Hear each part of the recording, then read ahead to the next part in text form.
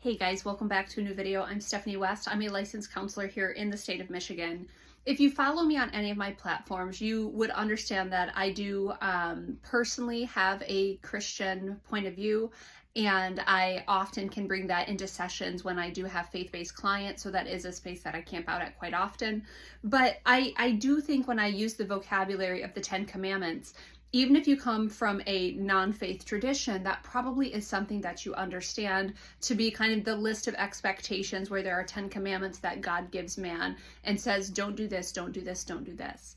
Well, I want to use that as a framework for relationships today because I think there's something so valuable in understanding that maybe it's not a list of don't do's, maybe it's a gentle invitation. And so I do believe that a Christian walk is actually highly customizable. I don't think it's morally relative, but I think we're supposed to wrestle things out for ourselves. And so when I see a list of things that we are not supposed to do, don't kill, don't commit adultery, don't covet, don't have other gods before me, what I hear, and this was in a sermon I heard a while ago that just really landed well, what I hear is God saying, Stephanie, if you want a good relationship with me, you're not going to murder. Because if you murder, now there's distance created between you and I.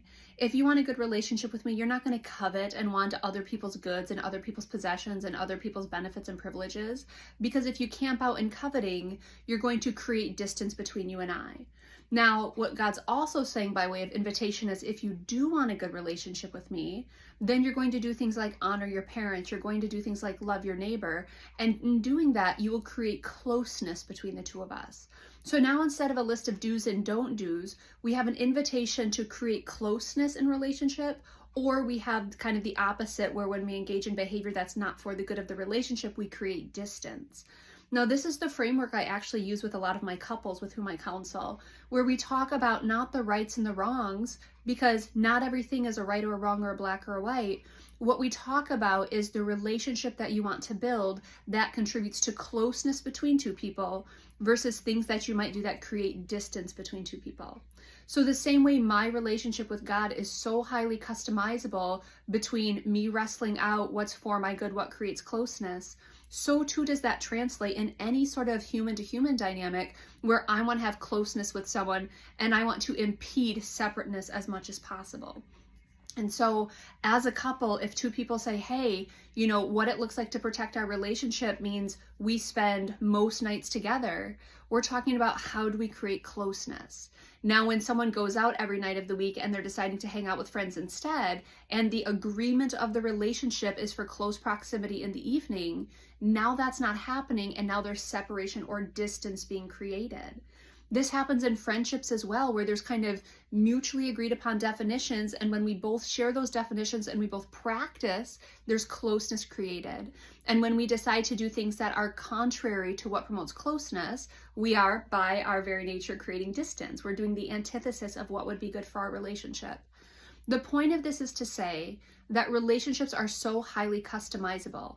Me with friend one and me with friend two and me with friend three, we each have a separate contract. We have a separate list of commandments for our relationship to grow in closeness, or when we defy it, we grow in distance from one another.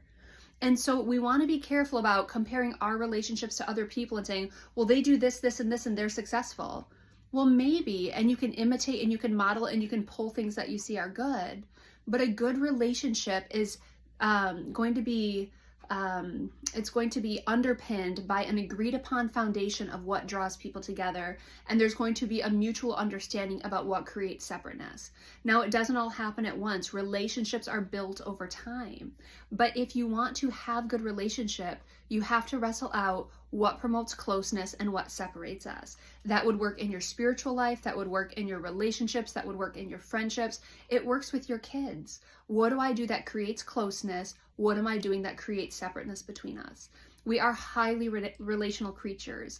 And so I want to invite you a little bit into that framework to say, you know, hold your relationships and look at them and ponder, what am I doing that promotes closeness? And what might I be doing that is causing some distance between us?